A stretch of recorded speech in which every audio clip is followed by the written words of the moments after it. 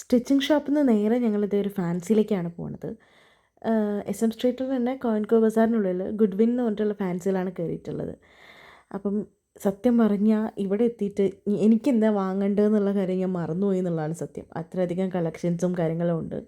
പിന്നെയാണ് ഞാൻ ഓർക്കുന്നത് എനിക്ക് ഡെയിലി വെയറായിട്ട് യൂസ് ചെയ്യാൻ പറ്റിയിട്ടുള്ള കുഞ്ഞു കുഞ്ഞു കുറച്ച് ചെയിൻസ് നോക്കണമായിരുന്നു. അപ്പം ഞാനിങ്ങനെ നോക്കുന്നത് കണ്ടപ്പോൾ അവിടുത്തെ സ്റ്റാഫ് എനിക്ക് വീഡിയോ എടുത്ത് തരികയാണ് കേട്ടോ. എനിക്ക് ഒരുപാട് ഇഷ്ടപ്പെട്ട ഒരു 2-3 ഞാൻ എടുത്തു. പിന്നെ നോക്കുമ്പോൾ ഒരുപാട് റെൻ്റൽ കളക്ഷൻസ് ഉണ്ട് കേട്ടോ.